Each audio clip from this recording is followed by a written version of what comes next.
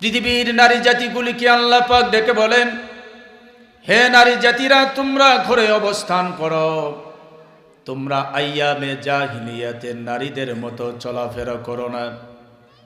আইয়ামে জাহিলিয়াতের যুগের মেয়েরা যেমন করে বেপর্দা বেহায়া মতো নির্লজ্জ হয়ে জমিনে চলাফেরা করেছে, তোমরা কখনো এমনটি করে চলো না। কারণ তোমাদের মর্তবা, ইজ্জত আর সম্মানগুলিকে আমি আল্লাহ রব্বুল আলামিন বহু গুণে বাড়িয়ে দিয়েছি। যেরকম সুবহানাল্লাহ। নারী যে কোনো সম্মান ছিল না, ইজ্জত ছিল না, এই নারীদের সম্মান আর ইজ্জত ইসলাম নারীদের ইজ্জত গুলিকে বৃদ্ধি করে দিয়েছে।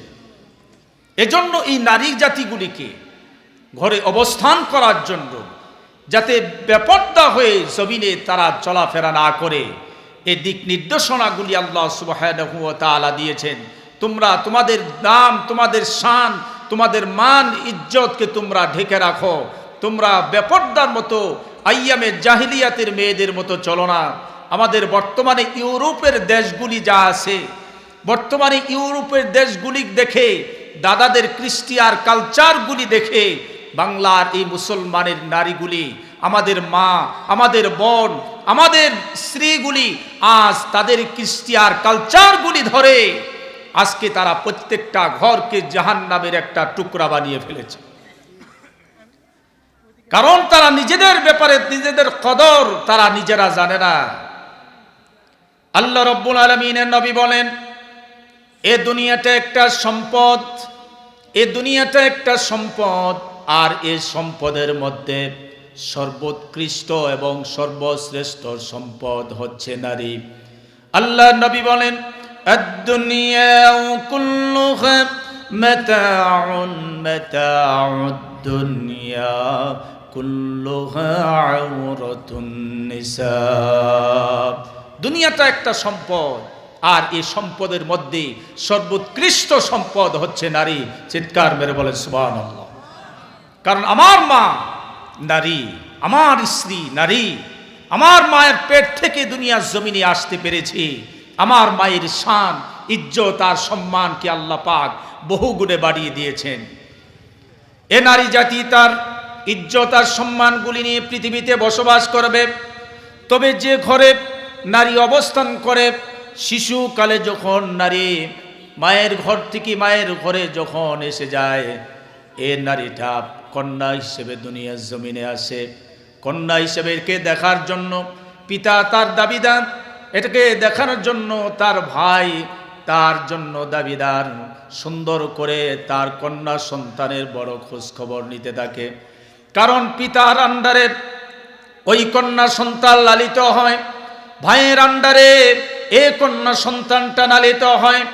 এমন করে পিতা এবং ভাইয়ের ঘর থেকে যখন কন্যাটি বিবাহের উপযুক্ত হয়ে যায়, পিতার ঘর থেকে স্বামীর ঘরে তাকে সমর্পণ করে দেওয়া হয়। স্বামীর ঘরে যাওয়ার পরে এই কন্যা সন্তানটি স্বামীর আন্ডারে চলে যায়। আবার তার উদর থেকে সন্তানগুলি দুনিয়ার জমিনে আসে। যখন মা বাবা বৃদ্ধ বয়োবৃদ্ধ হয়ে যায়, সেদিন ওই মা তার সন্তানের আন্ডারে চলে যায়। এজন্য আল্লাহর নবী বলেন, পৃথিবীর পুরুষ মানুষ তোমরা ভালো করে শোনো, কিয়ামতের ময়দানে একজন নারী 4 জন ব্যক্তির বিরুদ্ধে মামলা দায়ের করবে। যেরকম কয়জন? 4 জন ব্যক্তির বিরুদ্ধে একজন নারী মামলা দায়ের করবে। আমি আমার বিষয়বস্তুর উপরেই আলোচনা করতে চাই, শুধুমাত্র চোখ কান খোলা রেখে কথাগুলি শোনেন। আল্লাহর নবী বলছেন, একজন কন্যা সন্তান 4 জন ব্যক্তির বিরুদ্ধে কিয়ামতের ময়দানে মামলা দায়ের করবে। 1 নাম্বার হলো পিতার বিরুদ্ধে কন্যা মামলা দায়ের করবে। যে পিতা তার কন্যা সন্তানের জন্য তার সুন্দর সুন্দর ভবিষ্যৎগুলিকে, সুন্দর মনের চাহাতগুলিকে শেষ করে দিল শুধু কন্যাকে ভালোবেসে। আজকাল দেখা যায় শুধুমাত্র তার পরিবারের সুখের জন্য পরিবারের স্যান্ডেল কিনতে যায় পিতা সিরা স্যান্ডেল ব্যবহার করে। আছে না সংসার? এরকম অনেক ঘরগুলি আছে। সন্তানের সুখের জন্য, সন্তান ঈদের মৌসুম আসছে, ঈদের মৌসুমে সন্তানের ভালো জামার জন্য পিতা সেরা জামা পরিধান করে, সুন্দর করে নিজে এমন করে মেয়ের সুন্দর পোশাক গায়ের মধ্যে জড়ানোর জন্য পিতার গায়ের মধ্যে সেরা জামা পরিধান করে। আর এই কন্যা সন্তানকে ভার্সিটি, বিভিন্ন কলেজ বিশ্ববিদ্যালয়ের মধ্যে ভর্তি করে দেওয়া হয়। গ্রামে তার পিতা সেরা জামা পরিধান করে, আর ওই কলেজ ইউনিভার্সিটিগুলিতে দেখা যায় তারা অবাধে বেপর্দার বেহায়ার মতো চলে, সুন্দর সুন্দর পোশাকগুলি পরে পিতার যে অর্থ, পিতার যে রক্তে ঝরা টাকা তার গায়ের মধ্যে জড়িয়ে তারা আজকে বিভিন্ন পরকীয়ার সাথে লিপ্ত হয়ে গেছে। আপনার আমার সমাজের মধ্যে আপনার আমার কন্যা সন্তানগুলি বিভিন্ন ইউনিভার্সিটি, বিভিন্ন যে সকল শিক্ষা প্রতিষ্ঠানগুলি আছে, যেখানে ইসলামী শিক্ষার কোনো বালা নেই, যেখানে পর্দার কোনো ব্যবস্থা নেই, পিতা গ্রামে সেরা স্যান্ডেল পরে আর গ্রামে মেয়ে ভার্সিটিতে পড়ে হাই হিল পরে। সুন্দর বেহায়াপনা, সুন্দর ভালোবাসা, এই কন্যা সন্তানকে ভালোবাসার কারণে দেখা গেল যে এই কন্যা সন্তানের পিছনে তার পরিশ্রম, মেধা সব কিছুকে প্রয়োগ করলো। কিয়ামতের ময়দানে এই কন্যা সন্তান বেহায়ার মতো, বেপর্দা মতো চলার কারণে, এই কন্যা সন্তানের পিছনে হাজারো অর্থ ব্যয় করার কারণে কিয়ামতের আদালতে এই কন্যা সন্তানটি ওই পিতার বিরুদ্ধে মামলা দায়ের করবে। কি লাভ হলো? যে সন্তানের জন্য সেরা জামা পরলাম, যে সন্তানের জন্য এত কিছু করলাম, এই কন্যা সন্তান আল্লাহর আদালতে পিতার বিরুদ্ধে মামলা দায়ের করবে। আল্লাহ রাব্বুল আলামিন জিজ্ঞাসা করবেন, কেন তুমি মামলা দায়ের করো তোমার পিতার বিরুদ্ধে? পিতার বিরুদ্ধে কেন তুমি মামলা দায়ের করো? ওই কন্যা সন্তানটি ডেকে বলবে, রব্বুল আলামিন, পিতার বিরুদ্ধে আজ এজন্য মামলা দায়ের করি, দুনিয়ার জমিনে আমার পিতা ইসলামী তরবিয়ত আমারে শিখায় নাই, দুনিয়াতে আমার পিতা কোনোদিন পর্দার কথা আমারে বলে নাই, দুনিয়ার জমিনে পর্দার কথা, তালিম তরবিয়তের কথা, তালিম তামাদ্দুনের কথা আমাকে কোনোদিন তারা বলে নাই। এজন্য আজ যদি পিতার ঘরে আমি একজন দুর্বল নারী, পিতার ঘরে লালন পালন হয়েছি, পিতার আন্ডারে ছিলাম, পিতা যদি আমাকে পর্দার কথা বলতো, পিতা যদি আমাকে পর্দার বিধান ঘরে চালু করত, তাহলে আজকে আমি জাহান্নামী হয়ে যেতাম না। কাজেই আজকে জাহান্নামে যাওয়ার পিছনে দায়ী হচ্ছে আমার পিতা, কাজে আমি একাই জাহান্নামে যাব তা কখনোই হতে পারে না। এজন্য আমার পিতার বিরুদ্ধে আমি মামলা দায়ের করলাম। পিতার বিরুদ্ধে কন্যা কিয়ামতের আদালতে মামলা দায়ের করবে।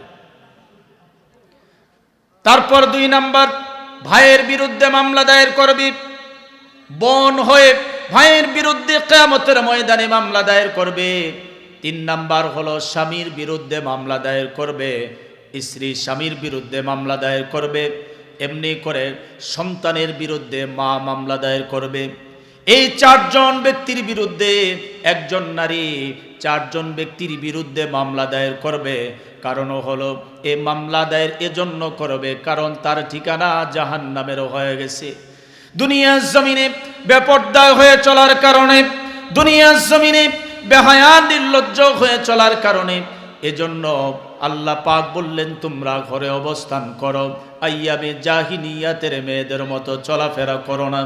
এই বিধানকে না মেনে, পর্দার বিধানকে লঙ্ঘন করে তারা চলেছে, এজন্য তাদের ঠিকানা জাহান্নামে হয়ে গেছে। কারণ আল্লাহ নবী বলছেন, আদ-দাইয়ুসু লা ইয়াদখুলুল জান্নাহ।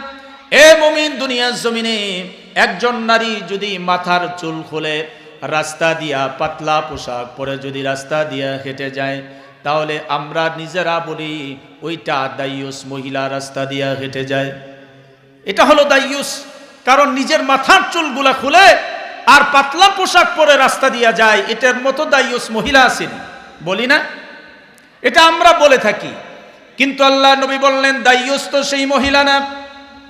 দাইয়ুস হলো এই মহিলা যার ঘরে থেকে, যার আন্ডারে থেকেছে, যার আন্ডারে, পিতার আন্ডারে যদি এই মহিলা থাকে, আর এই মহিলা পিতার আন্ডারে থাকার পরে যদি মিহিন সুতার পাতলা শাড়ি পরে রাস্তা দিয়া ঘুরে, মাথার চুলগুলি এলোমেলো করে, মাথার চুলগুলি খোলা রেখে রাস্তা দিয়া ঘুরে, তাহলে এ মহিলা দায়ুস নয়, বরং মহিলা যার আন্ডারে থাকে এই পুরুষটি হলো দায়ুস।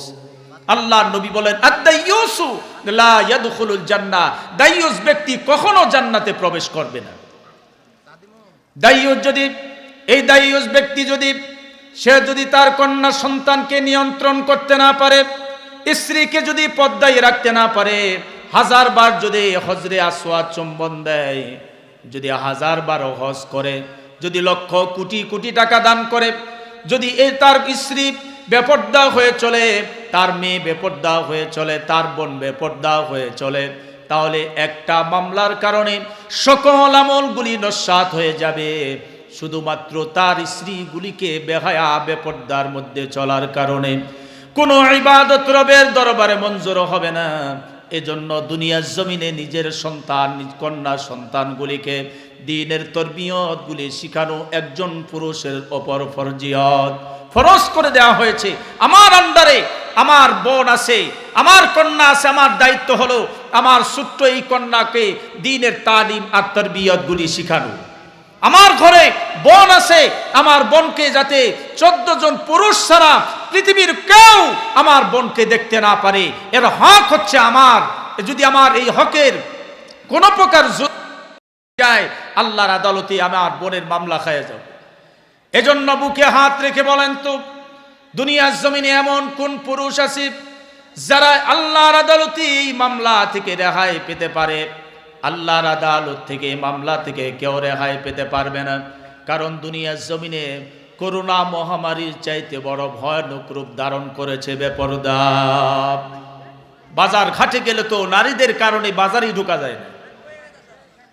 আজকে স্বামী বেচারা স্ত্রীকে রেখে বিদেশের মাটিতে মাথার ঘাম পায়ে ফেলে কত কষ্ট উপার্জন করছে আজ স্ত্রীর সুখের জন্য।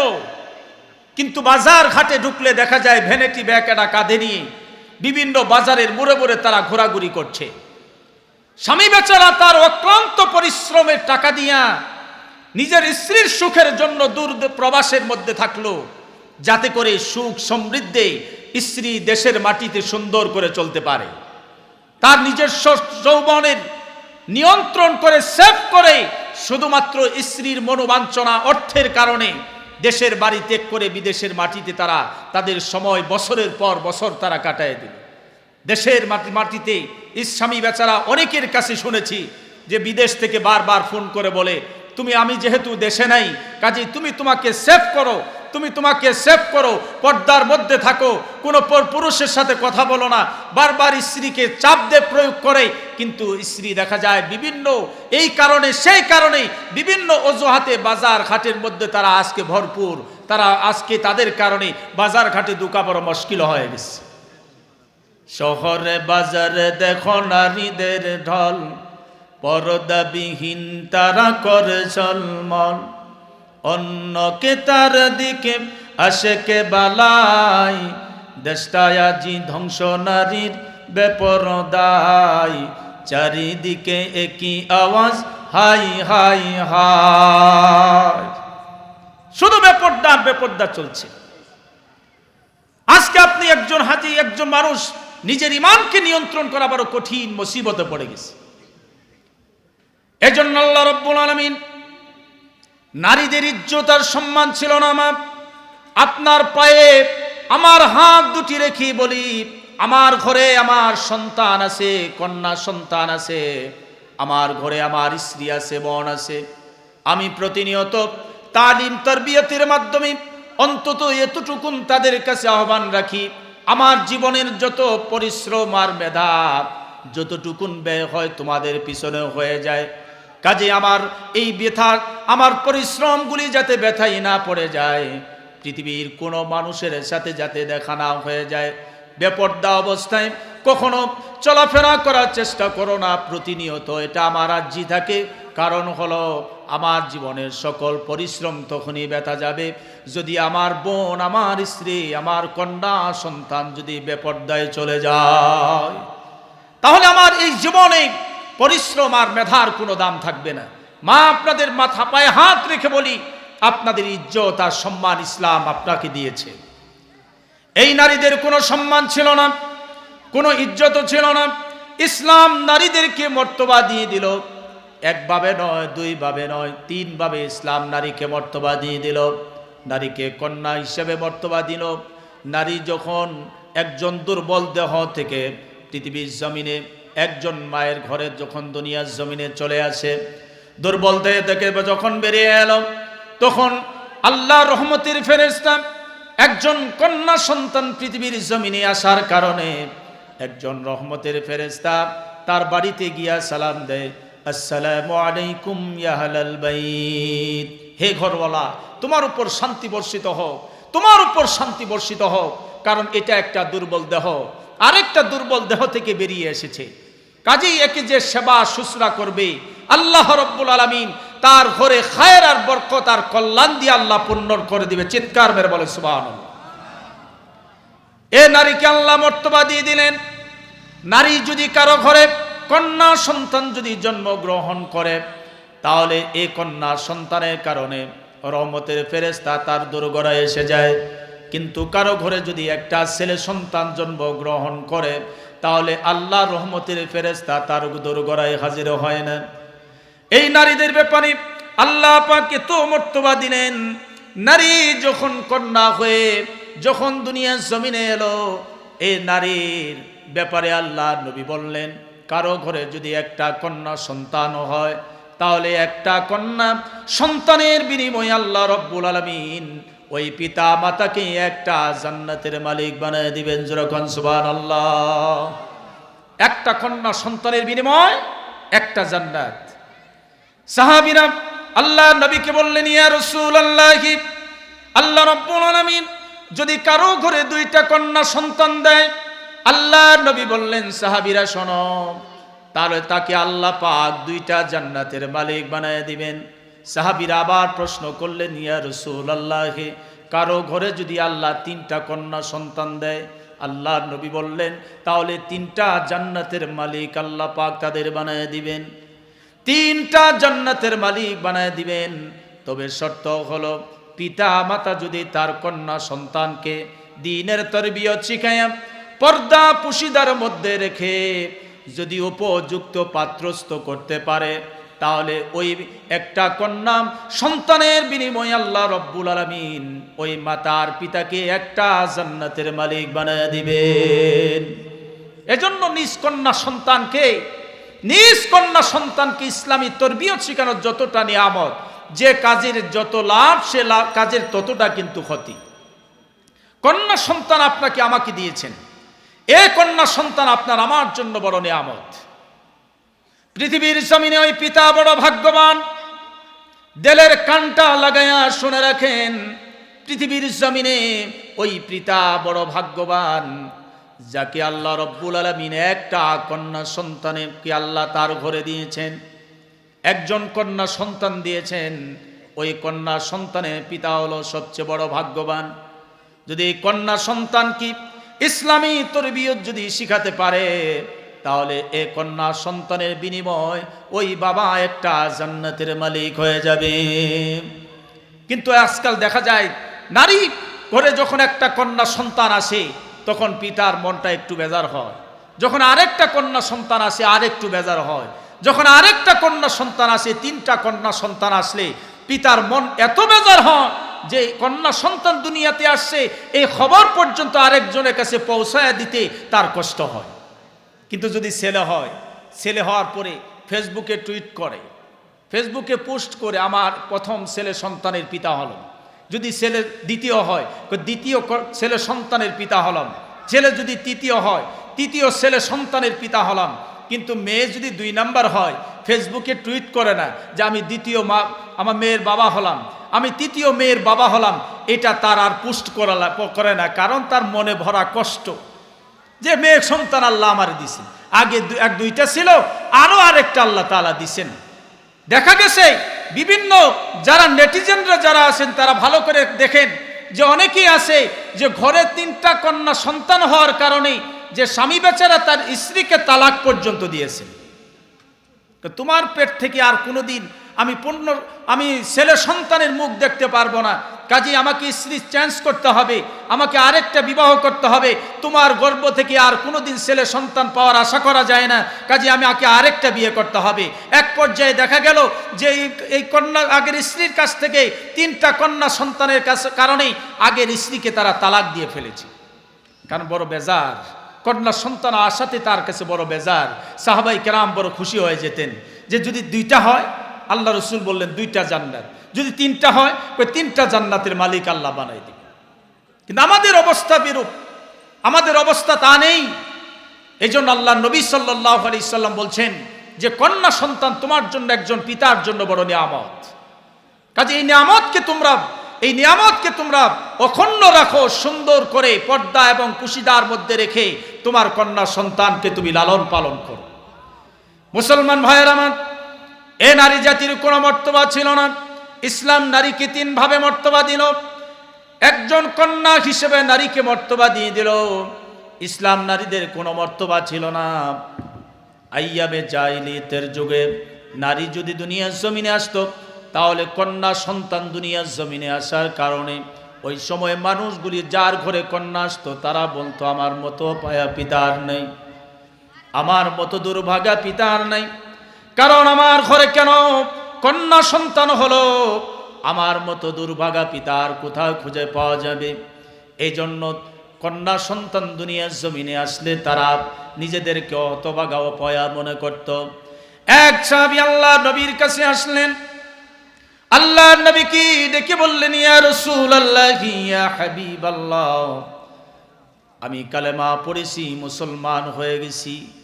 আমার জীবনে অনেক অপরাধগুলি আছে, সকল অপরাধগুলি যদি আল্লাহ মাফ করে দেয়, কিন্তু আমার জীবনে এমন এক অপরাধ আছে যে অপরাধ কোনোদিন আল্লাহ মাফ করবে না। সাহাবী ডাক দিয়া বললেন, বলো কি সে অপরাধ তুমি করে ফেলেছো, আমাকে খুলে বলো। সাহাবী চোখের কোণা দিয়ে পানি গড়িয়েছে লাগলেন, ডেকে বললেন, ইয়া রাসূলুল্লাহ, আমি তখনও মুসলমান হই নাই, আমার ঘরে স্রষ্টা আমাকে একটা কন্যা সন্তান দিলেন, তখনও আল্লাহর প্রতি ঈমান আমি আনি নাই। আল্লাহ পাক ওই সময়ে আমাকে একটা কন্যা সন্তান দিয়েছিলেন। এই কন্যা সন্তান যখন আমার স্ত্রী প্রসব করলো, আমার মেজাজ বড় গরম হয়ে গেল, মেজাজ বড় খারাপ।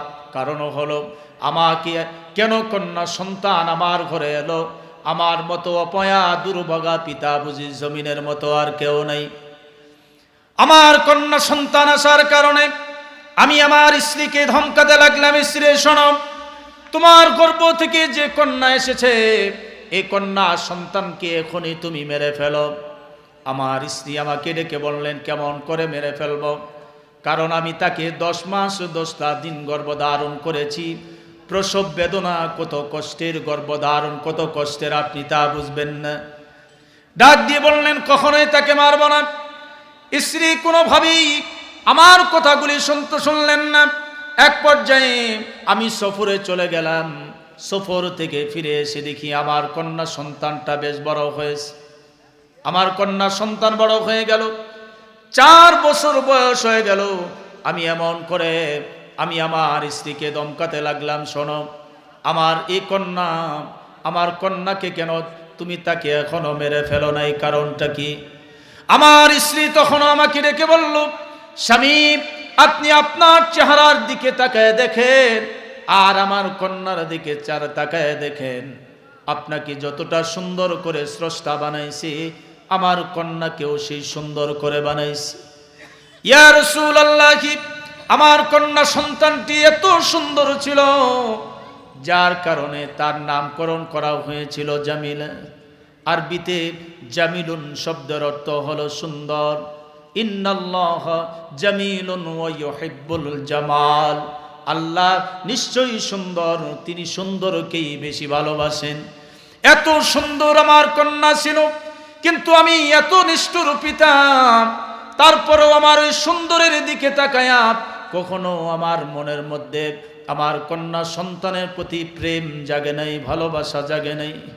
আমার মতো পাষণ্ড পিতা জমিনের উপরে আর কেউ নেই। আমি আমার কন্যা সন্তানকে মেরে ফেলার জন্য বহু এমনি করে চক্রান্ত করতে লাগলাম। স্বামী আমার স্ত্রীকে আমি ধমকাতে লাগলাম, কিন্তু আমার স্ত্রী কখনোই আমার কন্যা সন্তানকে মেরে ফেলার ব্যাপারে কখনোই সে আমাকে কোনো কথা বলে না। আমি এমন করে আমার স্ত্রীকে একদিন মিথ্যার প্রলোভন দেখালাম। আমি ডাক দিয়ে বললাম, স্ত্রী শোনো, আমার এই কন্যা সন্তানকে নিয়ে আমি দূরবর্তী বাদশার দাওয়াতে নিয়ে যাব। আমার কন্যা সন্তানটাকে সুন্দর করে তারে সাজায় দাও, এমনি করে সুন্দর করে খানা তারে খাওয়ায় দাও। আমি তাকে বাদশার দাওয়াতে নিয়ে যাব। আমার স্ত্রী এ কথা শোনার পরে আমি দেখতে পেলাম, আমি যেহেতু আমার কন্যাকে বাদশার দাওয়াতে নিয়ে যাব, এই প্রস্তাব শুনে আমার স্ত্রীর মুখের মধ্যে সুন্দর একটা হাসি ফুটেছে। কারণ প্রতিনিয়ত আমি বলতাম, এ জামিলাকে কেন তুমি মেরে ফেলো না? আজকে আমার স্ত্রী মনে মনে ভাবতেছিলেন, মনে হয় আমার স্বামী হৃদয়ের মধ্যে আমার জামিলার প্রতি প্রেম জেগেছে, ভালোবাসা জেগেছে, এই জন্য বাদশারা দাওয়াতে নিয়ে যেতে চায়। কিন্তু আমার মনের মধ্যে এমন একটা চাহাত, আমি তাকে মেরে ফেলবো, আমার স্ত্রী তা কখনোই জানতো না। আমার স্ত্রী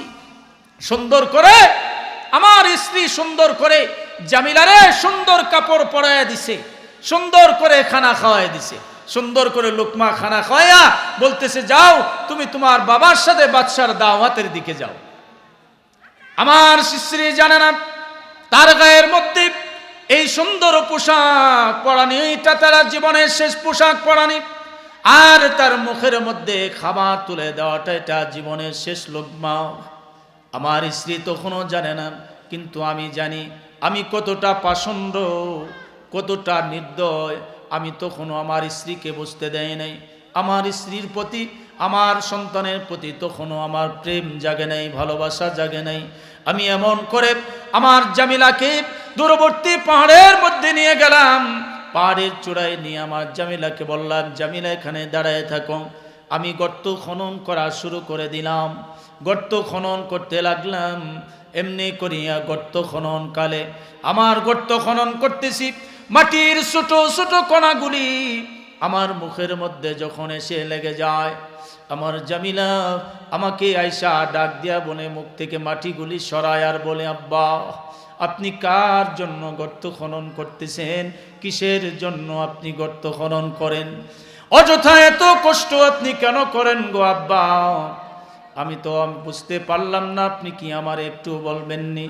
কিন্তু আমি এতটা নির্দয় পিতা, তখনও আমি বললাম, যাও জামিলা দূরে গিয়া খেলো, একটু পরেই তুমি বুঝতে পারবা এটা কার জন্য গর্ত খনন করি, কার জন্য গর্ত খনন হচ্ছে, একটু পরেই তুমি তা জানতে পারবা। ইয়া রাসূলুল্লাহ, কি ইয়া হাবিবাল্লাহ, আমি তখনও আমার হৃদয়ের মধ্যে আমার জামিলার প্রতি কোনো ভালোবাসা তৈরি হয় নাই। আমার গর্ত খনন যখন শেষ হয়ে গেল, আমি তখন ডাক দিলাম, জামিলা আয় মা, গর্তের কিনারায় আয়। আমি ডাক দিতে দেরি হলো, জামিলা দৌড়ে গর্তের কিনারায় আসতে দেরি হলো না। গর্তের কিনারায় যখন এসে গেল, আমি পিছন দিক থেকে ধাক্কা মেরে তারে গর্তের ভিতরে ফেলায় দিলাম। গর্তের ভিতরে পড়ে এমনি করে ডাক দিয়া বলো, আব্বা আপনি কি আমার জন্যই গর্ত খনন করেছেন? আপনি যখন সফরে ছিলেন ততদিন প্রতিনিয়ত মাকে আমি বিরক্ত করতাম, মা আমার আব্বা কখন আসবি? মাকে অনেকবার বিরক্ত করেছি, আপনি কখন আসবেন? কিন্তু আপনি আসলেন ঠিকই, কিন্তু আজরাইল হয়ে আসবেন আমি কোনোদিন তা জানতাম না। আব্বা আমার কন্যা হয়ে আপনার ঘরে আসা যদি আমার অপরাধ হয়ে যায়, মেহেরবানি করে আপনি আমারে মাফ করে দেন, আমারে বাঁচিয়ে দেন।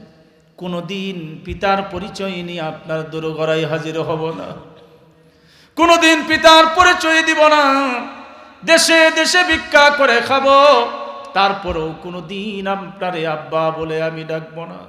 আব্বা আপনি আমার আজরাইল হয়েন না, আপনি আমারে জানে মারবেন না। ইয়া রাসূলুল্লাহ, আমি এতটা নিষ্ঠুর, এতটা নির্দয়ী পিতা, আমি কোনো কথাই শুনলাম না। নবী আল্লাহ, আমি এমন করে চাপা মাটি দিয়া তারে আমি চলে আসি। চাপা মাটি যখন দিতেছিলাম, আমার কন্যা আমাকে বারবার এমন করে কত আকুতি করেছে, আমি কোনো আকুতি শুনি নাই। নবী গো, আজও পর্যন্ত জামিলারে মাটির নিচে চাপা দেওয়ার পর আজও পর্যন্ত রাত্রি হয়ে যায়, বিছানায় যখন আমি ঘুমাইতে চাই, স্বপ্ন যুগে আমার জামিলা আমারে ডাক দিয়া বলে, আব্বা তোমার মতো নিষ্ঠুর পিতা দুনিয়ার জমিনে বুঝি আর হয় না, তোমার মতো নির্দয় পিতা আর হয় না। কারণ হলো তোমাকে এত আকুতি করেছি, কিন্তু তুমি আমারে প্রাণে বাঁচাইলা না। ইয়া নবী আল্লাহ, আমার জীবনের সকল অপরাধগুলি যদি আল্লাহ রব্বুল আলামিন মাফ করে দেয়, কিন্তু এই অপরাধগুলি কোনোদিন মনে হয় আল্লাহ মাফ করবে না। আল্লাহ নবী জানায় দিলেন, দাহিয়া শোনো, আল্লাহ রব্বুল আলামিন নারীদের কোনো ইজ্জত ছিল না, সম্মান ছিল না। তুমি যা করেছ, তুমি যখন জাহিলিয়াতের যুগে করেছ, তখনও ঈমান আনো নাই, কালেমা পড়ো নাই, মুসলমান তুমি হও নাই। কাজে যখন তুমি ঈমানের কালেমা পড়েছ, তোমার অতীতের সকল অপরাধগুলি আল্লাহ রব্বুল আলামিন মাফ করে দিয়েছে। এ মা, আপনার কোনো সম্মান ছিল না, আপনার কোনো ইজ্জত ছিল না, শুধুমাত্র কেবলমাত্র ইসলাম আপনাকে সম্মান দান করেছে। আপনি আপনার নিজের সম্মান বুঝেন, আপনি আপনার নিজের কদর বুঝেন। আল্লাহ নবী বলেন, নারীদের কত দাম। একজন নারী যদি আল্লাহর ওলি হয়ে যায়, 70 জন পুরুষ ওলির চাইতেও আল্লাহ তাআলার কাছে বড় দামি হয়ে যায়। 70 জন পুরুষ ওলি যতটা দামি, আল্লাহ তাআলার কাছে চেয়েও বড় দামি হয়ে যায় একজন নারী, যদি সে তার ঈমান আর আমলগুলিকে ইসলামী তরিকা বা মোতাবেক যদি চালাইতে পারে। একটা ঘটনা মনে পড়ে গেল, হাতিমে নব্বাখ। যে হাতিমে নব্বাখ, তিনি একজন আল্লাহওয়ালা বুজুর্গ হয়ে গেলেন, অথচ তিনি তার পুরো জীবন কাফন চুরে কাটাইয়া দিলেন।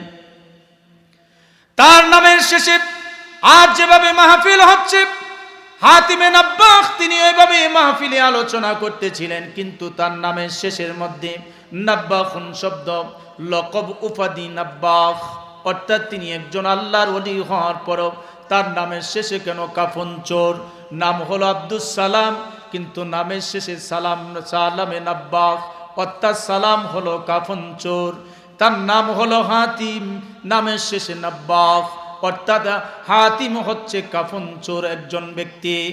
তার মুরিদ ডাক দিয়ে বলে, হুজুর আপনি হলেন একজন বুজুর্গ, একজন আল্লাহর ওলি, আর অনেক খানকা আছে, আপনি অনেক দাওয়াত মানুষকে দেন, কিন্তু আপনার নামের শেষে কেন কাফন চোর শব্দ, লকব উপাধি দেখা যায়? এবার বুজুর্গ হাতিমে নব্বাখ ডাক দিয়া বলে, শোনো, আমি আমার জীবনের কথা গুনি তোমারে বলি। আমি আর তো একটা সাধারণ একটা চোর ছিলাম। আমার কাজ ছিল প্রত্যহ দিন জানাজায় আমি শরীক হয়ে যেতাম। জানাজায় শরীক হওয়ার পরে আমি জানাজায় যাইতাম এই নিয়তে, কারণ কোথায় তাকে মথন করা হয়, কোথায় তাকে কবর দেওয়া হয়, কবরটাকে চিহ্ন করে আসতাম। রাত্রি যখন গভীর হয়ে যেত, তখন আমি কবরের পাশে যাইয়া কবর খনন করে লাশের গা থেকে কাফনগুলি খুলে পরদিন বাজারে বিক্রি করে আমি আমার জীবন চালাইতাম, আমার সংসার আমি চালাইতাম। এমনি করে অনেক জানাজায় আমি অংশগ্রহণ করেছি। একদিন একজন মহিলার জানাজায় আমি শরীক হয়ে গেলাম। মহিলার জানাজায় শরীক হওয়ার পরে আমার তো এমন ধারণা, তাকে কোন জায়গায় মাটি দেওয়া হলো সেই জায়গায় আমি চিহ্ন করলাম। অন্যান্য লাশের গা থেকে যেমন করে কাফনগুলো খুলে নিয়ে আসি, ওই মহিলাতে যার কবর খনন করে কাফনগুলো খুলে নিয়ে আসবো, এর জন্য উদ্যত হয়ে গেলাম। গভীর রজনী, এই গভীর রজনীতে ওই মহিলার কবরখানা যখন খুললাম, কবরখানা যখন কবর থেকে মাটিখানা সরায় দিলাম, কবরের ভিতরে নেমে পড়লাম। যখন আমি এমন করে হাতখানা ওই লাশের দিকে আগাইতে লাগলাম, ওই লাশের গা থেকে কাফন কারা খুলে নেওয়া হবে, এমনি সময় গায়েব থেকে একটা আওয়াজ আমার কানে আসলো। ডাক দিয়া বলো, আল্লাহর ওলি, হে নাথ হাতিম, তুমি কেমন করে কাফন চুরি করো? তুমি কেমন করে কাফন চুরি করো রে হাতিম? তুমি তো একজন আল্লাহর ওলি, তুমি আল্লাহর ওলি হয়ে গেছো। আমি তখন মনের মধ্যে একটা চিন্তা হয়ে গেল, মনের মধ্যে একটা ভাবনা তৈরি হয়ে গেল। নিজের জীবনে কত কাফনের, কত লাশের গা থেকে কাফন চুরি করেছি, কত গুনাহ জীবনে জমা হয়ে গেল, অথচ আমি কেমন করে আল্লাহর ওলি হয়ে গেলাম? আমি এমন করে কেমন করে বুজুর্গ হয়ে গেলাম? এই জন্য তিনি বিস্মিত হয়ে গেলেন, আশ্চর্যান্বিত হয়ে গেলেন। তিনি বারবার চেষ্টা করতে লাগলেন, হয়তো আমাকে ধোঁকায় ফেলা হচ্ছে। আমি বারবার করে হাতিমে নাব্বাক ডাক দিয়ে বলে, মুরিদ শোনো, আমি এমন করে আমার হাতখানা ওই লাশের গা দিকে বারবার আগানোর জন্য চেষ্টা করি, কিন্তু আমার হাত সামনের দিকে আগায় না। আমাকে ডাক দেয়া বলে, আল্লাহর ওলি, কেমন করে তোমার হাতখানা তুমি আমার গার সাথে স্পর্শ করতে চাও? কারণ হলো তোমার হাতখানা আমার গার সাথে তুমি স্পর্শ করতে পারবে না। কারণ হলো দুনিয়ার জমিনে আমার স্বামী ব্যতীত দুনিয়ার কোনো একজন পুরুষ আমার গা স্পর্শ করতে পারে না। এই তুমি কেমন করে আমার লাশের গায়ে, আমার গায়ের মধ্যে তুমি হাত রাখবা? এই ততটুকু সাহস তো তোমার হয় নাই। হাতিমে নাব্বাক ডাক দিয়া বলেন, আমি বড় আশ্চর্য হয়ে গেলাম। ডাক দিয়ে বললাম, কিভাবে? আমি তোমার এমন করে আল্লাহর ওলি হয়ে গেলাম, তোমার কাছে জানতে চাই, কথা বলো। এবার ডাক দিয়ে বলল, শোনো, আমার জানাজায় যারা অংশগ্রহণ করেছে, আমার জানাজায় যারা অংশগ্রহণ করেছে প্রত্যেককে আল্লাহ রব্বুল আলামিন ওলির দপ্তরে নামটা লেখায় দিছে। যেরকম সুবহানাল্লাহ, ওলির দপ্তরে নাম লেখায় দিছে। তুমি যখন আমার জানাজায় অংশগ্রহণ করেছো, আমি দেখেছি তুমি আমার জানাজায় অংশগ্রহণ করেছো। কাজেই তুমি যতই পাপী হও না কেন, তোমার অপরাধগুলি আল্লাহ মাফ করে তোমারে আল্লাহর ওলি বানায় দিছে। কাজেই তুমি তো একজন বুজুর্গ হয়ে তুমি কখনোই এমন চোরের কাজবার তুমি করতে পারো না। কারণ আমি পবিত্র একজন নারী, দুনিয়ার জমিনে 14 জন পুরুষ ছাড়া পৃথিবীর জমিনে আর কেউ আমার দেখে নাই। পৃথিবীতে স্বামী ছাড়া আমার এই চিত্র কেউ দেখে নাই। পৃথিবীর জমিনে স্বামী ছাড়া আমার গায়ের মধ্যে কেউ হাত বাড়াতে সাহস পায় নাই। আমি পবিত্র একজন নারী। আল্লাহ নবী বলেন, দুনিয়ার জমিনে যদি একজন নারী সতী ও সাধবী হয়, 70 জন পুরুষ অলির চেয়েও আল্লাহর কাছে দামি হয়। এজন্য একজন নারীর দাম আল্লাহ তাআলার কাছে বেশি। কিন্তু নারী আজকে বড় সস্তা হয়ে গেছে।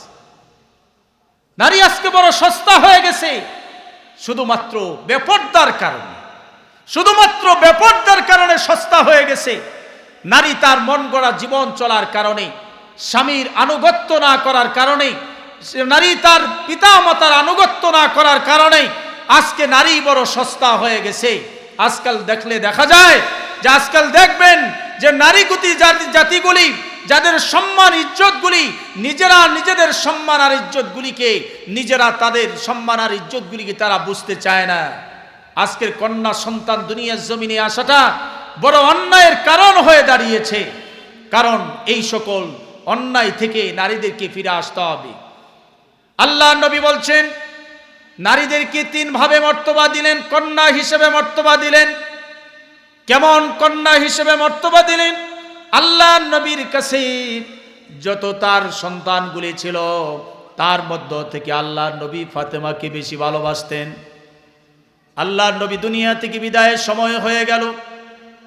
আম্মা জান হযরত আয়েশা রাদিয়াল্লাহু তাআলা আনহা হাদিসের রাবী, তিনি বর্ণনা করছেন, ফাতেমা এমন করে একবার হুঁশ ফিরে আসে আর একবার হুঁশ হারায় ফেলে। এমনি করে আম্মা জান আয়েশা রাদিয়াল্লাহু তাআলা আনহা বলেন, এমনি করে আল্লাহর নবী ফাতেমাকে ডাক দিলেন, ফাতেমা শোনো। ফাতেমা আল্লাহর নবীর কাছে চলে গেলেন। আল্লাহর নবী ফাতেমার কানের মধ্যে কি জানি বললেন। হযরতে ফাতেমার কান্নাটা বন্ধ হয়ে গেল। কান্না যখন বন্ধ হয়ে গেল, আম্মা জান আয়েশা জিজ্ঞাসা করলেন, ফাতেমা তোমার কান্না একবার বন্ধ হয়ে গেল, কারণটা কি? তোমার একবার হুঁশ হয় আর একবার হুঁশ চলে যায়। তোমার এমনটা অবস্থা ছিল, কিন্তু এখন আবার তোমার কান্না একেবারে বন্ধ হয়ে গেল, কারণ কি? আল্লাহ নবীর কথাটুকু আম্মা জান আয়েশাকে ডেকে বললেন, আম্মা জান, আমি যখন কান্তি কান্তি বেহুশ হয়ে যাচ্ছিলাম, এমন সময় আমার আব্বা রাসূলুল্লাহ আমাকে ডেকে বললেন, ফাতেমা শোনো, আমি তোমাকে অনেক মহব্বত করি, তুমি আমার কলিজার টুকরা। আমি রসুল দুনিয়া থেকে বিদায় হয়ে যাব, যে আমার বিয়োগ বেদনা আমার কলিজায় আঘাত করে। এজন্য ফাতেমা সুসংবাদ গ্রহণ করো, আমার ইন্তেকালের পরে সর্বপ্রথম তোমার সাথে আমার মোলাকাত হয়ে যাবে। আল্লাহ নবীর ইন্তেকালের পরে হযরতে ফাতেমা রাদিয়াল্লাহু তাআলা আনহা তিনি দুনিয়া থেকে বিদায় হয়ে যান। 6 মাস পরে ফাতেমা রাদিয়াল্লাহু তাআলা আনহা দুনিয়া থেকে তিনি চলে গেছেন। আল্লাহ নবী ফাতেমাকে কত ভালোবাসতেন। একদিন ফাতেমার বাড়িতে চলে গেলেন, গিয়ে ডাক দিলেন, ফাতেমা তুমি বাড়িতে আছো? আল্লাহর নবী সালাম দিলেন, সালামের জবাব আসলো, কিন্তু ফাতেমা ডেকে বললেন, ইয়া রাসূলুল্লাহ, আমি ফাতেমা আপনার সাথে দেখা করব, মোলাকাত করব, এমন কাপড়টুকু আমার শরীরের মধ্যে অবশিষ্ট নাই, কেমন করে আপনার সাথে মোলাকাত করব? এমন তো দু জাহানের বাদশার কন্যা, দু জাহানের বাদশার কন্যার সন্তানের এমন অবস্থা, যার দুনিয়ার জমিনে একজন যদি নেতা হয়ে যায়, তার কন্যা সন্তান মিহিন সুরা পাতলা শাড়ি পরিধান করতে তার অবাধে চলাফেরার কোনো অভাব থাকে না। অথচ সরকারে দু আলম নবীর কন্যা সন্তানের এমন অবস্থা, পিতার সামনে আসবে, অথচ নিজের গায়ের মধ্যে এমন কাপড়টুকু তার অবশিষ্ট ছিল না। আল্লাহ নবী নিজের মাথা একুত হাত লম্বা পাগড়িটা খুলিয়া ভিতরে নিক্ষেপ করে বললেন, ফাতেমা আমার পাগড়িটা তোমার শরীরের মধ্যে পেঁচায়া সামনের দিকে আসো। হযরত ফাতেমা এমন করে নিজের মধ্যে নিজের শরীরটাকে ঢেকে নিয়া আল্লাহর নবীর সামনে যখন এসে গেলেন, আল্লাহর নবী ডাক দিয়ে বললেন, ফাতেমা বহু কষ্টে তোমার জীবনটা চলছে, তাই না? হযরতে ফাতেমা ডাক দিয়া বলেন, ইয়া রাসূলুল্লাহ, আল্লাহর হাবিব, আব্বা জান আজ 7 দিন গত হয়ে যায়, আজ 7 দিন গত হয়ে যায়, হাসান আর হুসাইনের পেটের মধ্যে কোনো আহার তুলতে পারি নাই। আল্লাহ নবী আদেরি করলেন না ফাতেমা সালাম। তাহলে এবার তিনি তার পালক পুত্র যায়েদ বিন হারেসাকে নিয়ে একটা দূরবর্তী এমন করে পাহাড়ের দিকে রওনা করলেন, খেজুরের বাগানের দিকে রওনা করলেন। সরকারে দু আলম নবী খেজুরের বাগানের ভিতরে ঢুকে পড়লেন, মজদুরির কাজ করবেন বলে ফাতেমার হাসান আর হুসাইনের জন্য খাদ্যের ব্যবস্থা করবেন। কারণ ফাতেমার সন্তান হাসান হুসাইনকে আল্লাহর নবী এত ভালোবেসেছে। একদিন আল্লাহর নবী হযরতে ফাতেমার সন্তান হাসানকে এক রানের উপর নিয়ে বসে আছেন, আরেক রানের উপরে তার সন্তান মারিয়া কিপ্তিয়ার সন্তান আবুল কাসিমকে এক রানের উপর নিয়ে বসে আছেন। এমন অবস্থায় যখন বসে আছেন, আল্লাহ পাক জিবরাইলকে পাঠিয়ে দিলেন, জিবরাইল শোনো, এমনি মুহূর্তে আমার নবীর কাছে গিয়া বলো, আমার নবী যদি এই মুহূর্তে কাউকে চায়, আল্লাহর নবী তার দিনের জন্য কাকে দিয়ে দিবেন, আল্লাহর সন্তুষ্টির জন্য কাকে দিয়ে দিবেন। এমনি করিয়া জিবরিল আমিন এসে পরীক্ষা করলেন আর ডাক দিয়া বললেন, আল্লাহর নবী এমনই মুহূর্তে যদি আল্লাহ আপনার কাছে কাউকে চায়, আপনি কাকে দিয়ে দিবেন? এমনি মুহূর্তে আল্লাহর নবী নিজের হাত জামা থেকে, নিজের রান থেকে নবী তার মারিয়া কিপ্তিয়ার পেট থেকে যে সন্তান দুনিয়ার জমিনে এসেছে, এই সন্তান আবুল কাসিমকে নামায় দিলেন। আল্লাহর নবী বোঝাতে চাইলেন, আল্লাহর সন্তুষ্টির জন্য যদি কাউকে দিতে চাই, তিনি হবে আমার সন্তান আবুল কাসিম। নাতিদের ব্যাপারে আল্লাহর নবী এত ভালোবাসা ছিল যে তার পালক পুত্র যায়েদ বিন হারেসাকে নিয়া সরকারে দু কায়নাত নবী আরবি মজদুরের কাজে বাগানের ভিতরে চলে গেছে। বাগানের ভিতরে গিয়ে বাগানের মালিককে ডেকে বলল, মালিক এ বাগানের ভিতরে কোনো কাজ আসেনি, আমি তোমার কাজ বাগানের কাজগুলি করতে চাই।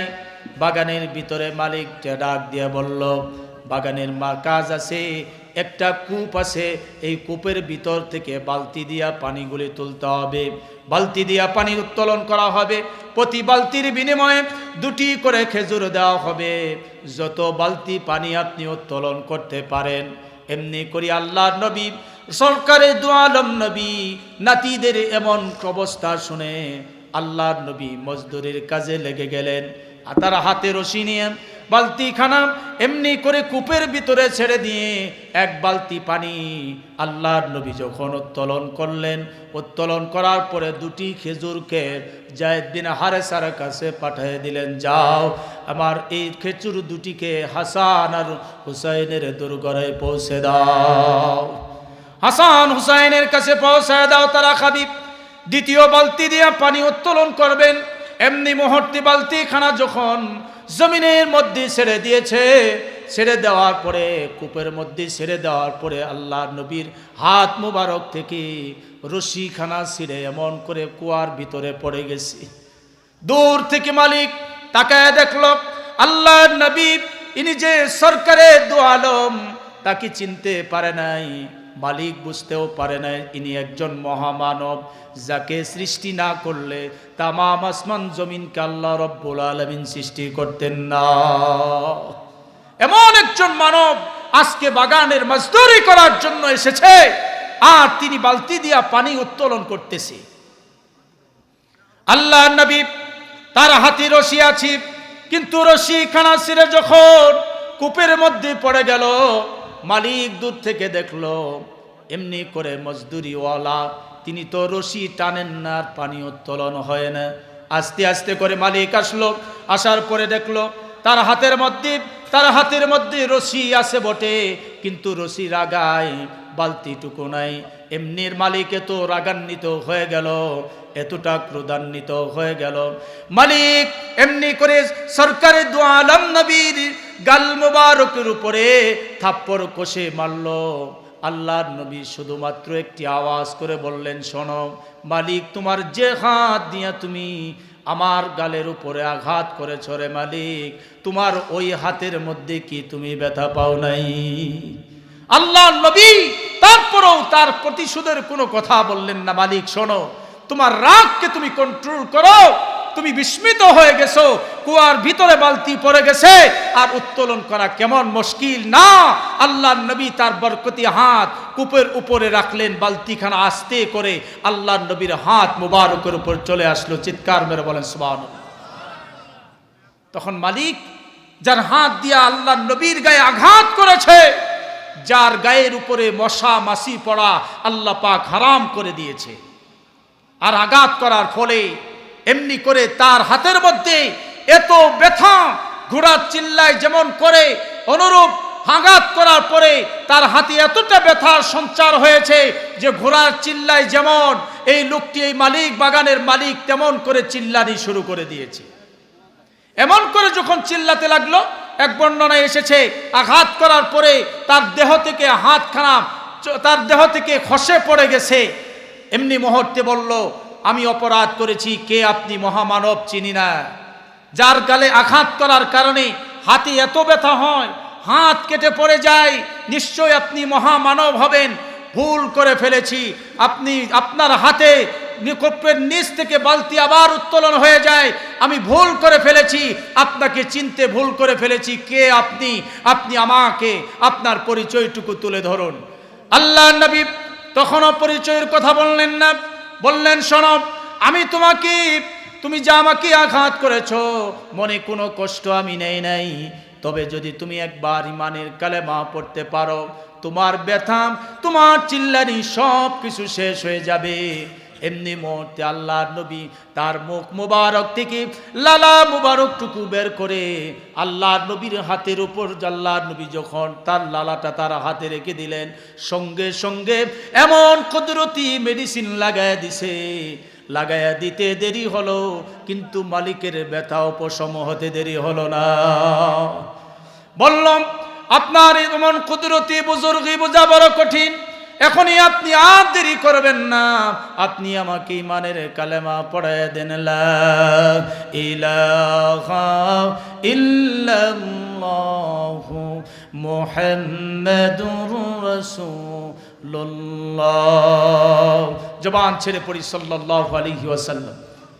এই আল্লাহর বান্দা এমনি করে আল্লাহর নবী সাল্লাল্লাহু আলাইহি ওয়াসাল্লাম হাসান আর হুসাইনের প্রেম আর ভালোবাসা, হুসাইন রাদিয়াল্লাহু তাআলা আনহু, হযরতে ফাতেমা রাদিয়াল্লাহু তাআলা আনহা এত কষ্ট করেছেন, ফাতেমাকে আল্লাহর নবী বেশি ভালোবেসেছেন হাদিসের কিতাবে এসেছে, আল্লাহর নবী বলছেন, তোমার ঘরে যদি কন্যা সন্তান থাকে, তুমি যদি সফরে চলে যাও, সফর থেকে যখন বাড়িতে আসো কিছু সদাই সামগ্রী নিয়ে আসার পরে তুমি সর্বপ্রথম যে সদাইটা বিতরণ শুরু করবা, তোমার ঘরে যদি কন্যা সন্তান থাকে এই কন্যা সন্তান থেকে দেওয়া শুরু করবা।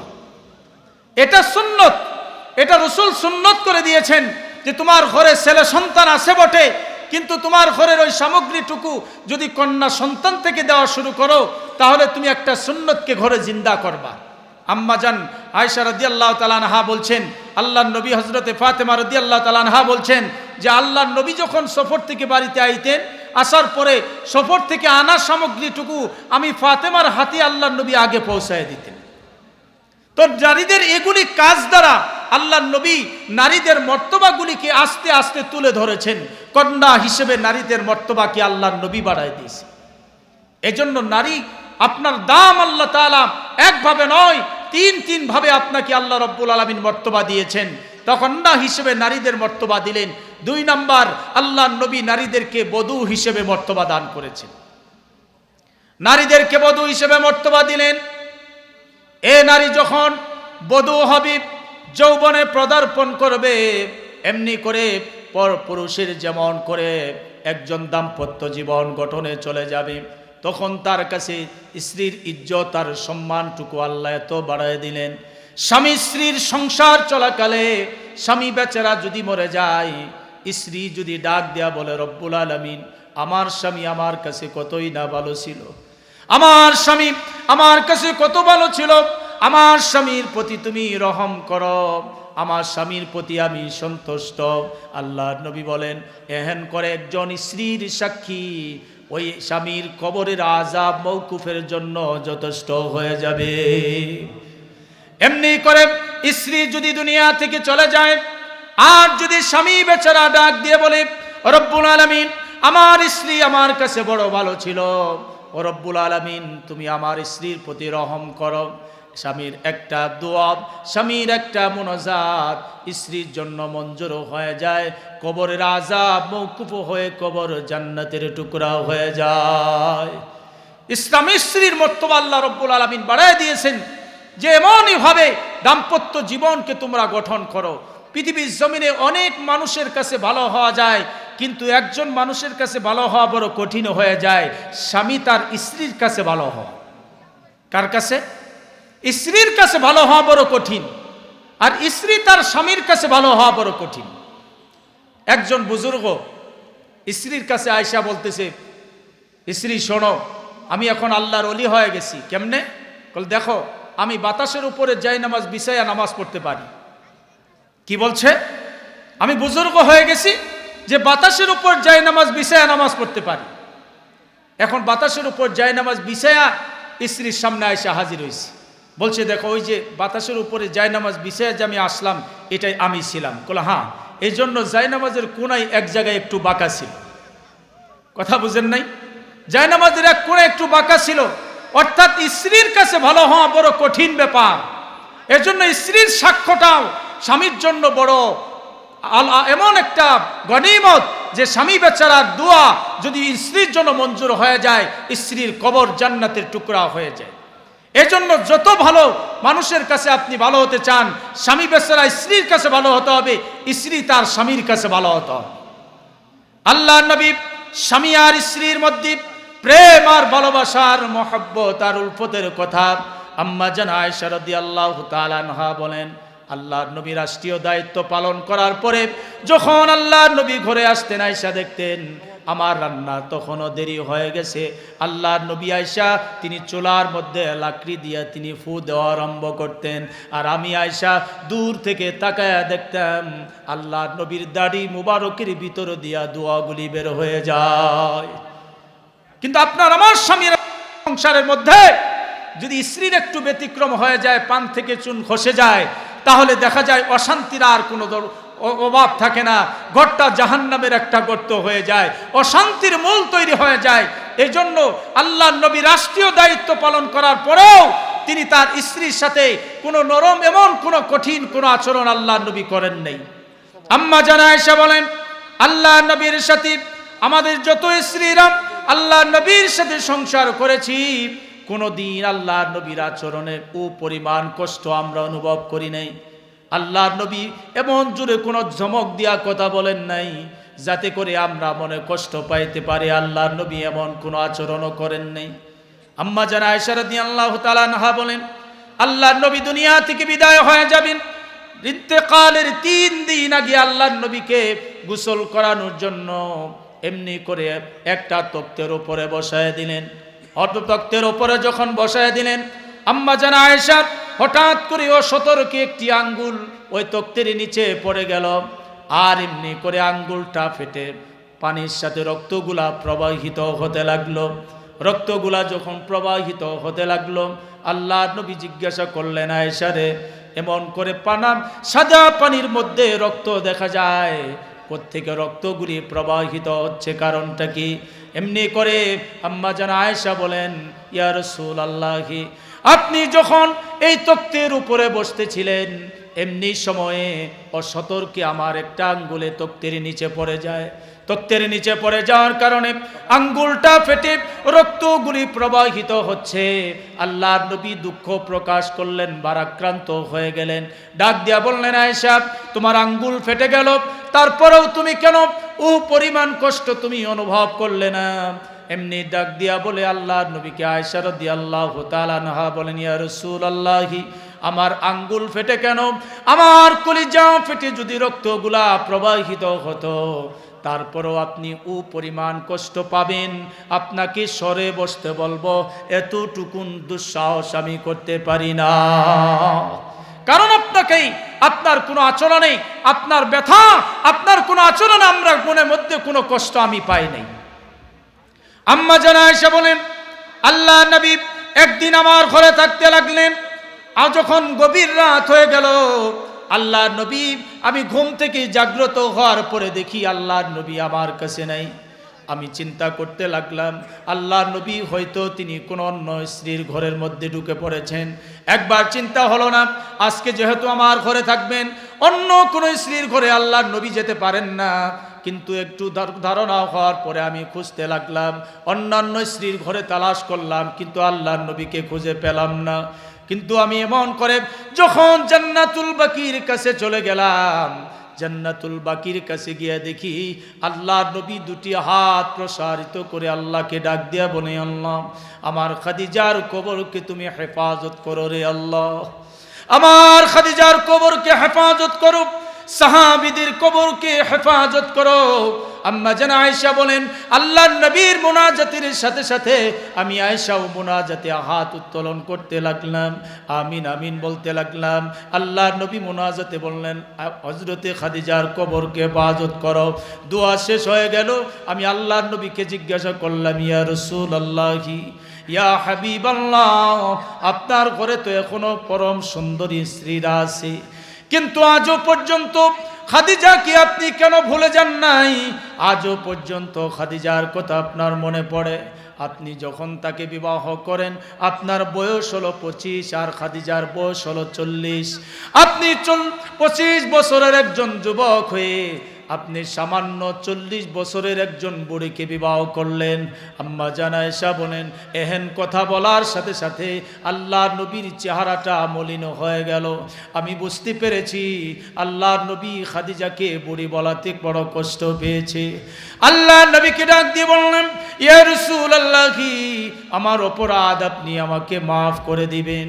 আপনি যে খাদিজার কথা আজও ভুলতে পারেন না, এই খাদিজার একটু কথা আপনি আমার একটু শোনায় দেন।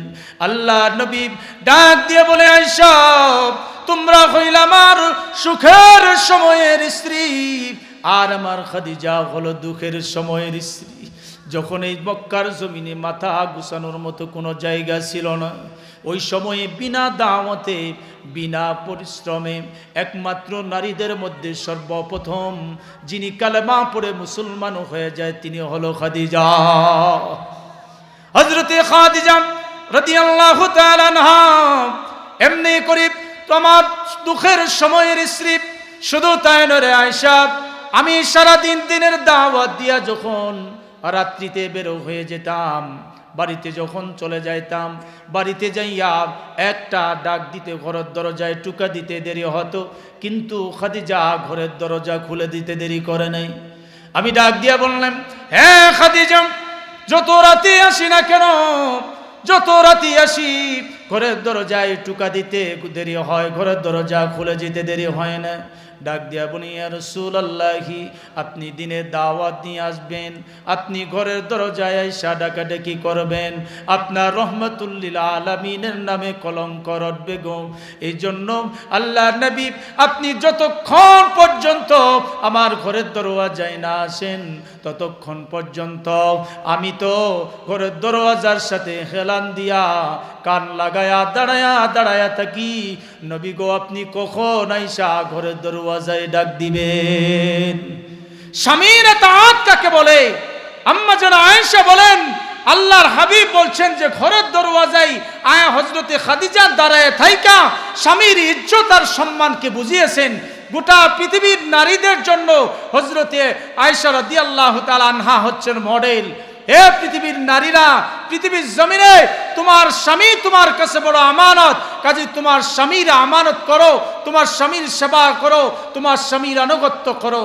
আল্লাহর নবী বলছেন, আল্লাহর পরে যদি আল্লাহ কাউকে সেজদা করার পারমিশন দিতেন, তাহলে স্ত্রীকে বলতেন, তুমি তোমার স্বামীকে সেজদা করো। কাকে সেজদা করো? স্বামীকে সেজদা করো। কিন্তু আজকাল দেখা যায় যে স্বামী বেচারা যদি বাহিরে কোনো কাজে চলে যায়, তাহলে স্ত্রী সুন্দর করে ভাতখানা টেবিলের উপরে বেড়ে রেখে বলে, যদি স্বামী বাহির থেকে আইসে বারবার কলিং বেল টিপে বারবার ফোন দেয়, দেখা যায় স্ত্রী বেচারা তার বাহিরে যে স্বামী আছে এটার কোনো বালাই নেই। আর এখনকার যুগে স্বামীর প্রতি প্রেম আর ভালোবাসা তো অনেকটাই অনিশ্চিতের মধ্যে চলে গেছে, কমে গেছে। কারণ দেখা যায় যে বা প্লেটের উপরে ভাতগুলি সুন্দর করে বেড়ে রেখে বলে, আমি শুয়ে পড়লাম, ভাতখানা তুমি বাইরে খাও।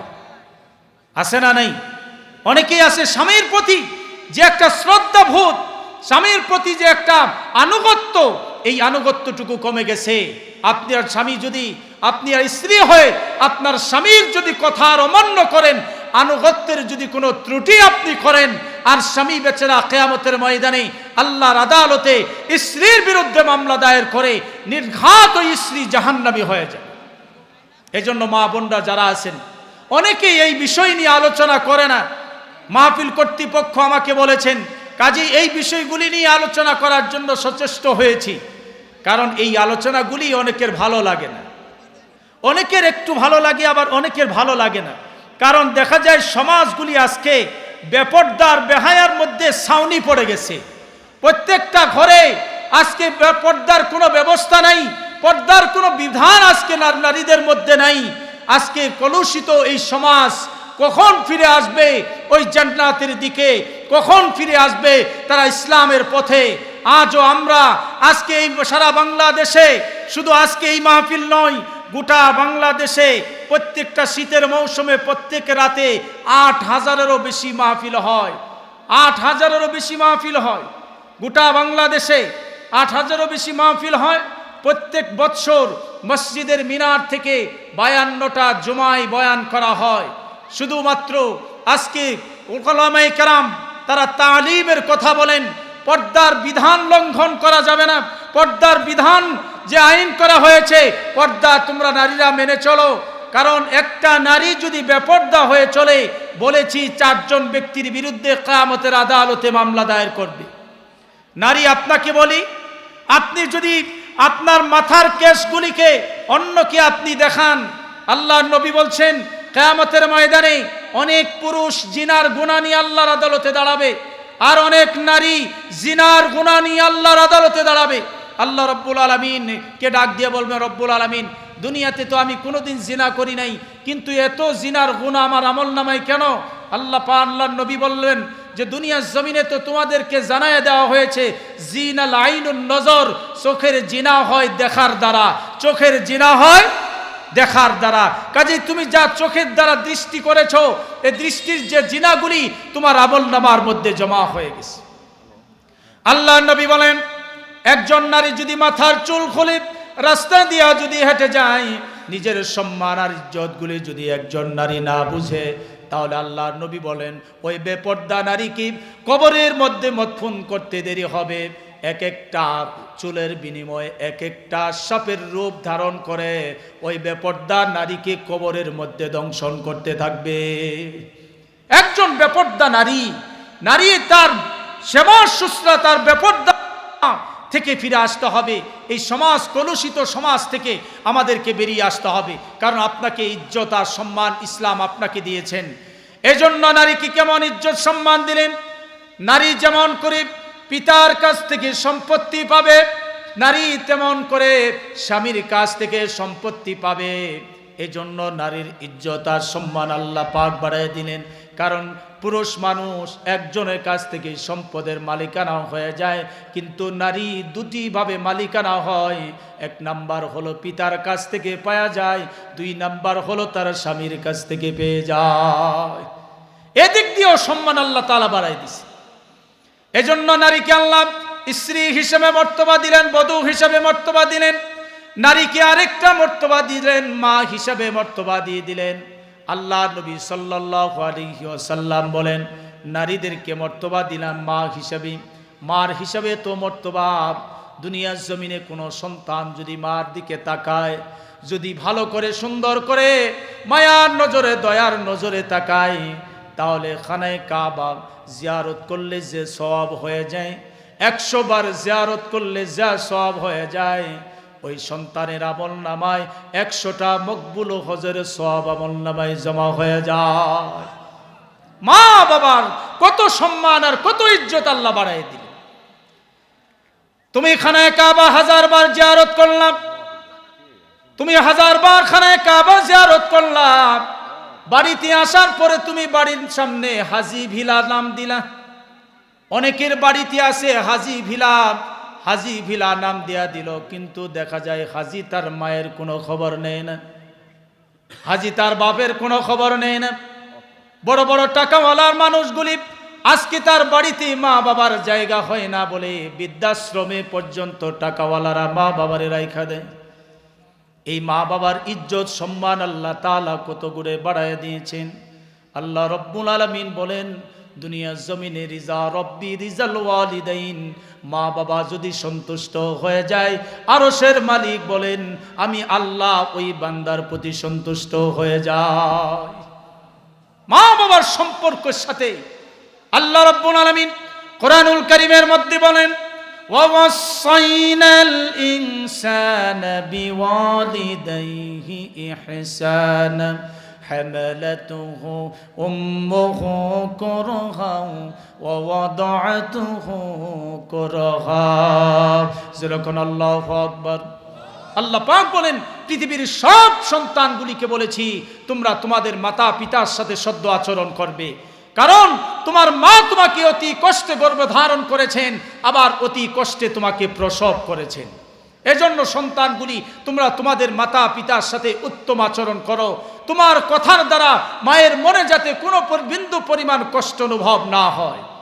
আল্লাহর নবী বলেন, মায়ের মুখের একটি হাসি, পিতার মুখের একটি হাসি 8টি জান্নাতের সমান, 8টি জান্নাতের সমান।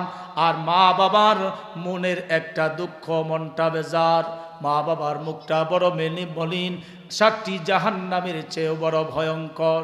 এজন্য দুনিয়ার জমিনে মানুষ জান্নাত আর জাহান্নাম যদি তোমরা দেখতে চাও, জান্নাত আর জাহান্নাম যদি কিনে নিতে চাও, তাহলে তোমরা দুনিয়ার জমিনে যাদের মা বাবা আছে, তোমরা মা বাবার কদমে চলে যাও।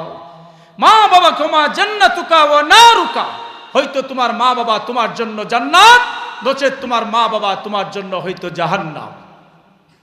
এজন্য আজকের এই মাহফিলে আপনি মুসিবতে পড়ে গেছেন, বললেন হুজুর একটু দোয়া করবেন, ঘরে মা আছে, মায়ের কোনো খবর নাই, হুজুরের কাছে দোয়া চাইলেন। আমার মতো হাজার হুজুরে দোয়া করলেও কবুল হবে কোনো গ্যারান্টি নাই। কিন্তু আপনি সন্তান হয়ে মুসিবতে পড়ে গেছেন, মা ঘরে বেঁচে আছে, বাবা ঘরে বেঁচে আছে, মার কাছে গিয়ে বলেন, মা আমি মুসিবতে পড়ে গেছি, আপনি আমার জন্য একটু দোয়া করেন না। মায়ের মোনাজাত সঙ্গে সঙ্গে 100% মঞ্জুর হয়ে যাবে। হাজার হুজুরের দোয়া মঞ্জুর হবে কোনো গ্যারান্টি নাই, কিন্তু মায়ের মুনাজাত মঞ্জুর হবে 1000 বার গ্যারান্টি। মা বাবার দোয়া বিফলে যায় না। আল্লাহ নবী বলেন 3 ব্যক্তি মুস্তাবাদুদ্দাওয়া, 3 ব্যক্তির দোয়া বিফলে যায় না। 1 নাম্বার হলো মা বাবার দোয়া কখনো বিফলে যায় না।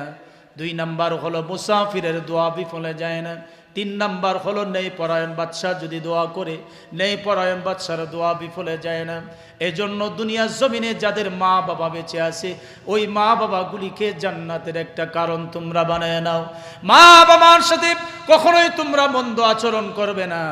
দুনিয়ার জমিনে মা বাবাকে কষ্ট দিয়া যদি তুমি হাজারো নেকের কাজ করো, তুমি যদি খানায় কাবার ইমামও হয়ে যাও, তারপর মা যদি অসন্তুষ্ট হয়ে যায়, তাহলে অসন্তুষ্টর কারণে খানায় কাবার ইমাম হওয়ার পরও তুমি জান্নাত পাইবা না। মা বাবা তোমার প্রতি সন্তুষ্ট থাকতে হবে, কারণ আল্লাহ তাআলা নারীকে, এই মা বাবাকে, মা হওয়ার পরে নারীর ইজ্জতকে আল্লাহ বাড়ায় দিয়েছেন, মা হিসেবে বাড়ায় দিয়েছেন। একজন পিতার চেয়ে মায়ের মর্যাদাকে আল্লাহ 3 গুণ বাড়ায় দিয়েছেন, মায়ের মর্তবাকে 3 গুণ বাড়ায় দিলেন। এই জন্য আল্লাহ নবী সাল্লাল্লাহু আলাইহি ওয়াসাল্লাম বলেন, দুনিয়ার মানুষেরা শোনো, দুনিয়াতে যদি মাওলার সন্তুষ্টি তোমরা পাইতে চাও, দুনিয়াতে যদি তোমরা মাওলার সন্তুষ্টি পাইতে চাও, তাহলে দুনিয়ার জমিনে যাদের মা বাবা বেঁচে আছে তার কদমে তোমরা চলে যাও, মায়ের কাছে চাও, মা তোমাদের দোয়া মঞ্জুর করবে। মা 2টি হাত তুলে রবের কাছে দোয়া করবে, আল্লাহ রব্বুল আলামিন মায়ের দোয়াকে ফিরায় দিবেন না। ওই খানায় কাবার ইমাম ছিলেন শেখ আব্দুর রহমান সুদাইসি। তিনি বর্ণনা করছেন যে আমি ছোটবেলায় বড় দুষ্ট ছিলাম, মার মোনাজাত কেমন মঞ্জুর হয়, আমি বড় দুষ্ট ছিলাম। এই জন্য আমার মা প্রতিদিন আমার জন্য দোয়া করতেন, আল্লাহ আমার এই সুদাইস রে তুমি খানায় কাবার ইমাম বানায় দাও। মা উল্টা দোয়া করে নাই, মা দোয়া করতেন। আমি এত দুষ্ট ছিলাম, দুষ্টুমি করার কারণে মা রাগ করে বলেন নাই, যা দূর হয়ে যায়, এদিক দিয়া গেলি যেন আর ফিরে আসতে পারিস না। মা বদদোয়া করে নাই। আমার মা বলছে, আমার ছেলেটা দুষ্ট, আল্লাহ তুমি আমার ছেলেটারে খানায় কাবার ইমাম বানায় দাও। মায়ের মোনাজাত যদি উল্টা করে, মায়ের মোনাজাত উল্টা দোয়াটাও মঞ্জুর হয়ে যায়। তার সাক্ষ্যত প্রমাণ আমি শেখ আব্দুর রহমান সুদাইসি। আমি ছোট দুষ্টামির কারণে মা আমাকে বদদোয়া করেন নাই, মা উল্টা দোয়া করছেন। কোনটা? যে আমি যেন খানায় কাবার ইমাম হয়ে যাই। আমার উপর মা কখনো রাগান্বিত হন নাই। মায়ের মোনাজাত 100% মঞ্জুর হয়ে যায়। এই জন্য দুনিয়ার জমিনে যাদের মা বাবা বেঁচে আছে, দুনিয়ার জমিনে তাদেরকে গনিমত মনে করেন। কোনোদিন দুনিয়ার জমিনে মা বাবাকে আপনি কষ্ট দিবেন না। হৃদয়ের খুলেতে আপনি মা বাবার দিকে আপনি তাকান, আরশের মালিক আল্লাহ আপনার প্রতি বড় খুশি হয়ে যাবেন। আল্লাহ পাক হাদিসে কুদসির মধ্যে বলছেন, রিদা রব্বি রিদাল ওয়ালিদাইন, মা বাবা সন্তুষ্ট তো আমি আরশের মালিক আল্লাহ তোমার প্রতি সন্তুষ্ট। যেরকম সুবহানাল্লাহ। মা বাবাকে অত সন্তুষ্ট রেখে পৃথিবীর কাউকে সন্তুষ্ট করার চেষ্টা করবেন না। বাজার ঘাটে যাওয়ার পরে বন্ধু বান্ধবের পিছনে শত শত টাকা আপনি খরচ করলেন, মা বলছে, বাবারে বাজারে যাইতেছো, বাজার থেকে আমার জন্য 50 টাকার পান সুপারি নিয়ে আইসো। বাজারে যাওয়ার পরে বন্ধু বান্ধবের পিছনে 100 টাকা খরচ করলো, বাড়িতে যাওয়ার সময় মা 50 টাকার পান সুপারি নিতে বলছে, সন্তানের আর মনে নেই। এখন বাড়িতে যাওয়ার পরে মা তো অপেক্ষা করতেছেন যে আমার সন্তান বাজার থেকে আমার যেটা আনতে বলছি আমার জন্য নিয়ে আসবে।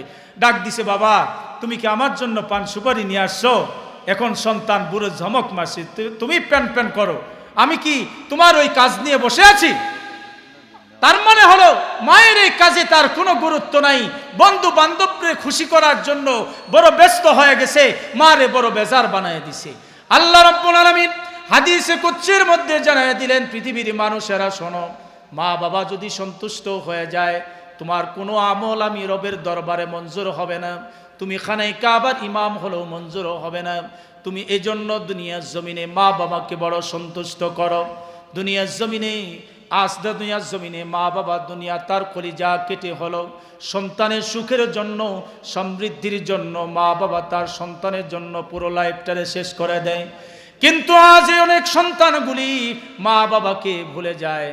ছেলে যদি ইতালির মালিক হয়ে যায়, যদি ছেলেটা ইতালি অধিবাসীও হয়ে যায়, ছেলেটা যদি আমেরিকার প্রবাসী হয়ে যায়, ছেলেটা যদি ফ্রান্সের প্রবাসী হয়ে যায়, মা বাবাকে ইতালির ওই জায়গাতে মা বাবার এরকম ন্যাশনাল কার্ড থাকার পরও মা বাবার জায়গা হয় না। দেখা যায় এমনি করে মা বাবার টাকা পয়সার মালিক হওয়ার কারণে মা বাবার জায়গা বৃদ্ধাশ্রমে হয়ে যায়। মায়ের জায়গা, বাবার জায়গা, সেবা শুশ্রূষা করার মতো বাংলার জমিনে মা বাবাকে দেখার মতো কোনো লোক পাওয়া যায় না। মা বাবার শেষ ঠিকানা হয় ওই বৃদ্ধাশ্রমে, মা বাবাকে রেখে আসা হয়। অনেক টাকা পয়সার মালিক যারা আছে, অধিকাংশ ফ্যামিলিগুলি দেখা যায় ছেলেটারে বড় বড় ডিগ্রি পড়াইছে, ডিগ্রিধারী করানোর পরে তারা বিভিন্ন দেশের বাসিন্দা হয়ে গেছে। জীবনের শেষ বেলায় তার খবর কে নিবে? খবর না নেওয়ার জন্য বড় সুবিধাবাদী একটা রাস্তা পাইছে বড় টাকাওয়ালারা, সেটা হলো বৃদ্ধাশ্রম।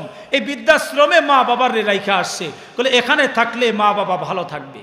এখানে মা বাবা থাকে, সন্তানের আদর, স্নেহ, মায়া, মমতা থেকে ওই সন্তান বঞ্চিত হয়ে যায়। কোনো খোঁজ খবর নেওয়ার মতো সন্তান ওই মা বাবা আর কোনোদিন খুঁজে পায় না।